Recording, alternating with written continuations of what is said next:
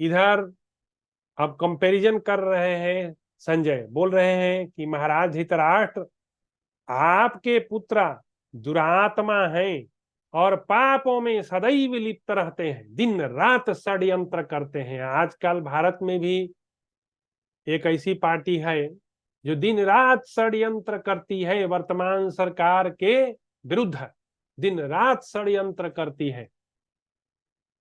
और वह षड्यंत्रकारी सोचता है कि मैं इस तरह की सस्ती राजनीति करके सत्ता पा लूंगा, तो यह उसकी भूल है। निर्दय होने के साथ ही निकृष्ट कर्म में लगे रहते हैं। तीसरे, वे निर्दयी भी हैं और सदा निंदनीय कर्म करते हैं, सदैव निंदनीय कर्म करते हैं। इसलिए युद्ध स्थल में उन्हें हानि उठानी पड़ती है। तो पांडवों के अवध होने का कारण बताया संजय ने कि वे धर्म पूर्वक लड़ाई लड़ते हैं और अच्छे लक्ष्य के लिए लड़ाई लड़ते हैं और अपना यश को जीवन निर्वाह करते हुए फैलाना चाहते हैं। दूसरी तरफ महाराज धृतराष्ट्र, आपके सब पुत्र एक नंबर के दुष्ट हैं, दुरात्मा हैं, पापी हैं, निर्दयी हैं और हमेशा नीच कर्म करते रहते हैं। नीच कर्म तो किया ना, द्यूत क्रीडागृह में द्रौपदी को क्या क्या अपशब्द बोला गया और फिजिकली भी उसको टॉर्चर किया गया, तो यह निकृष्ट कर्म नहीं था क्या? तो यह तो सिद्ध हुआ कि धृतराष्ट्र के पुत्र वास्तव में दुराचारी, पापी, दुष्ट और निकृष्ट कर्म करने वाले हैं। इसलिए युद्ध स्थल में उन्हें हानि उठानी पड़ती, इसलिए वो बार बार बार बार जो है पांडवों से मुंह की खाते हैं। जनेश्वर, आपके पुत्रों ने नीच मनुष्यों की भांति पांडवों के प्रति बहुत से क्रूरतापूर्ण बर्ताव तथा छल कपट किए हैं, परंतु आपके पुत्रों का वह सारा अपराध भुलाकर पांडव सदा उन दोषों पर पर्दा डालते आए हैं। और पांडव लोग कितना बढ़िया है, कभी भी कभी भी आपके पुत्रों के प्रति वे कोई षड्यंत्र नहीं करते। जैसा कि भारत की वर्तमान सरकार बहुत धर्म पूर्वक शासन करती है, लेकिन विरोधी पार्टियां एक के बाद एक षड्यंत्र करती हैं, उनको कलुषित करने का प्रयास करती हैं। फिर भी जो वर्तमान सरकार भारत में है वह षड्यंत्र तो नहीं करती, एक्शन लेती है, लेकिन कभी भी उन नीच पार्टियों के जैसा व्यवहार नहीं करती और उनकी तरह वह राजनीति नहीं करती। तो यही बात यहाँ भी, तो महाभारत और वर्तमान राजनीति दोनों में बहुत समानता दिखाई दे रही है कि महाभारत कालीन जो इतिहास था वहां भी बुरी वाली राजनीति होती थी, और आज भी भारतवर्ष में हम देख रहे हैं यह बुरी वाली राजनीति वाला विंग जो है, जो दुर्योधन एंड गैंग है, वह आज भी एग्जिस्ट करता है। यह बड़ा रेलिवेंट है महाभारत की कथा, क्योंकि जो महाभारत में घटना घटी है वह आज हम भारत के वर्तमान राजनीति में साक्षात देखने को मिल रहा है।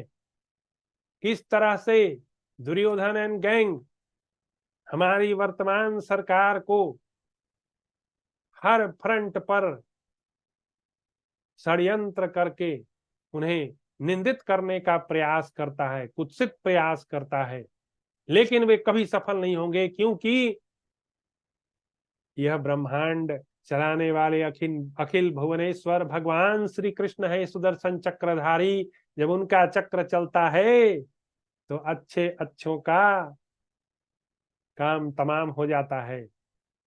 तो उनका चक्र चलेगा। भगवान ने कहा है कि जब जब हो ही धर्म के हानि, बाढ़ ही असुर अधम अभिमानी, तब तब धरि प्रभु विविध शरीरा है और हर ही सज्जन पीरा। तो ऐसा कहा गया है। तुलसीकृत रामायण में। तो हम देख रहे हैं कितनी समानता है। आज के वर्तमान राजनीति जो भारत में हो रही है, वहां भी दुर्योधन एंड गैंग है, और जो वर्तमान सरकार है वह पांडवों के जैसा धर्म पूर्वक जीवन निर्वाह करते हुए एक आदर्श अपना फैला रही है। तो पांडु के भाई महाराज, इस पर भी आपके पुत्र इन पांडवों को अधिक आदर नहीं देते, जबकि बार बार बार बार पांडव लोग क्षमा करते हैं, क्षमा दान देते हैं आपके पुत्रों को। वे जानते हैं कि ये बार बार बार बार दुष्टता करता है।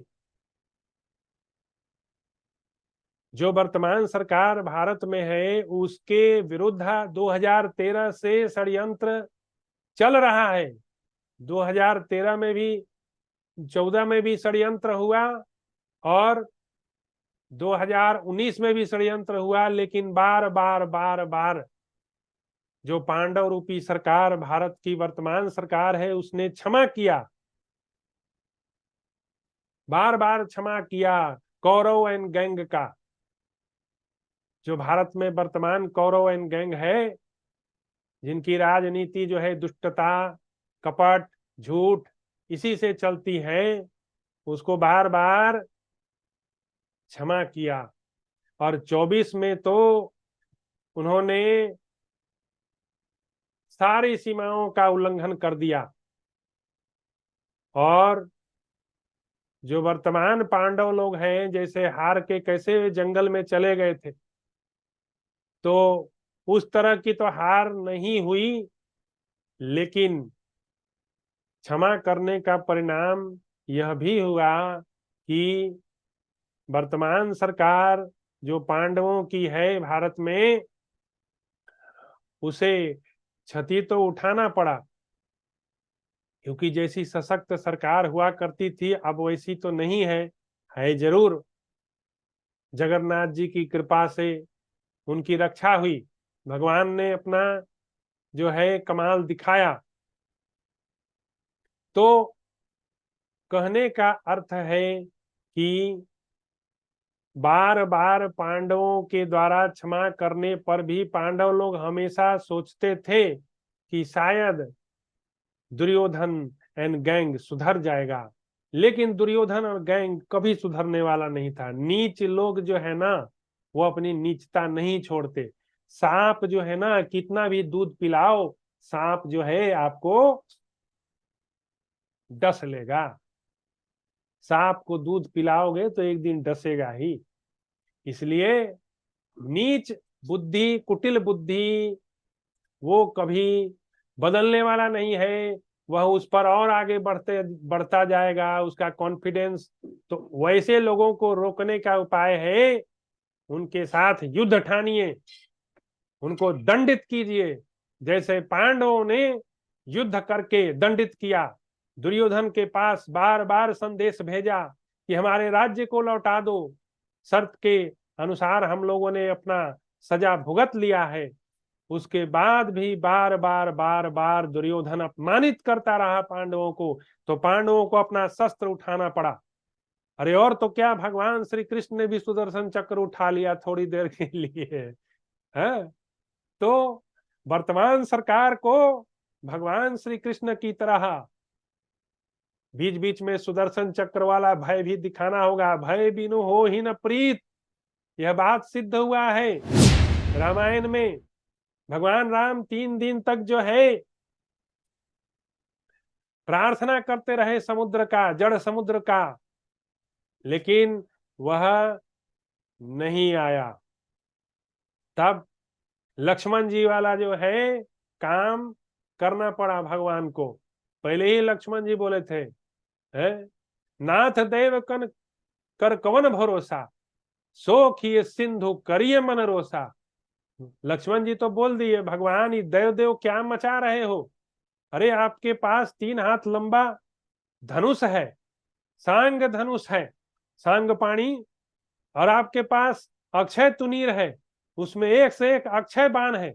अरे निकालो, संधान करो इस जड़ समुद्र को सुखा दो। लेकिन क्या है, भगवान प्रकृति प्रेमी है, वे जानते हैं समुद्र को सुखाने से कितनी हानि है, क्योंकि बनाया तो उन्होंने ही है। तो अपने संतानों पर भगवान करुणा करते हैं, उनको मारते नहीं। तो भगवान सोच रहे थे कि उसको सुखा देने से बहुत हानि होने वाली है, उसमें कई जीव जंतु रहते हैं, जलचर सब मर के भस्म हो जाएंगे। इसीलिए भगवान ने जो कहा लक्ष्मण से, तब भगवान थोड़ा हंसे वहां, और हंस के लक्ष्मण जी से बोले, हैं, सुनत बिहसी बोले रघुबीरा। अब जैसे ही लक्ष्मण जी बोले कि बाण चढ़ाओ धनुष पर महाराज, तब सुनत बिहसी बोले रघुवर। अब भगवान जो है थोड़ा हंस दिए, हंस के बोले, अरे लक्ष्मण, ऐसे हूँ कर धरहु मन धीरा। अरे ऐसा भी मैं करूंगा, काहे घबराते हो, थोड़ा सा धैर्य रख लो, है सम पेशेंस है। तो शायद हमारी भारत की जो वर्तमान सरकार है वह शायद इसी तरह का थोड़ा बहुत पेशेंस दिखा रही है, लेकिन अंत में आपको रामचंद्र जी की तरह ही धनुष बाण निकालना पड़ेगा, क्योंकि दुष्ट जो है अपनी दुष्टता से कभी भी पीछे नहीं हटने वाला। इसलिए उसके लिए भी तैयार रहिए। धनुष पर बाण संधान करने के लिए प्रार्थना एक लिमिट तक होता है, उसके बाद प्रार्थना कीजिएगा तो लोग आपको कायर समझेंगे। इसीलिए भगवान श्री कृष्ण ने महाभारत में कहा है, हतो वा प्राप्स्यसि स्वर्गम जित्वा वा भोक्ष्यसे महीम तस्माद् उत्तिष्ठ कौन्तेय युद्धाय कृत निश्चय। हे कुंती पुत्रा, तुम युद्ध में जीतोगे तो सारे राज्य का भोग भोगोगे, और यदि मारे भी गए तो कहाँ जाओगे, सीधे स्वर्ग में जाओगे। इसलिए उठो और युद्ध करो। तो हमें भगवान बार बार सिखा रहे हैं कि दुष्टों के प्रति क्या करना चाहिए। जब जब भगवान अवतार लेते हैं तो क्या करते हैं, दुष्टों को ही मारते हैं। दंडकावन को राक्षसों से विहीन कर दिया भगवान ने। खर दूषण और 14,000 जो राक्षस थे, ऋषियों मुनियों का यज्ञ नहीं होने दिया करते थे, उन सबको भगवान ने अपने धनुष, भगवान ने तो पण ही कर लिया है ना, कि निश्चरहीन करो मही भुज उठाई पन की सकल मुनि के आश्रम जाई जाई सुख दी। भगवान ने प्रण कर लिया। जब हड्डियों का ढेर देखा ऋषि मुनियों का, तो भगवान ने कहा कि अपना अपना दोनों हाथ ऐसे उठाया भगवान, और कहा मैं शपथ लेता हूं, जैसे भीष्म जी ने शपथ लिया था वैसे ही भुज उठाई पन की। भगवान ने जो है, भगवान श्री राम ने अपनी दोनों भुजाएं जो है उठा के, और उन्होंने प्रण किया कि मैं इस पृथ्वी को राक्षसों से विहीन कर दूंगा। हमारे उत्तर प्रदेश में यह कार्य चल रहा है। इसके लिए वहां की वर्तमान सरकार जो है सराहनीय है, वह भगवान श्री रामचंद्र के मार्ग पर चल रही है। भुज उठाई पन कीन, वैसे ही राक्षसों का सफाया करना पड़ेगा। इस बात को वर्तमान जो सरकार है उसको ये बात समझना होगा।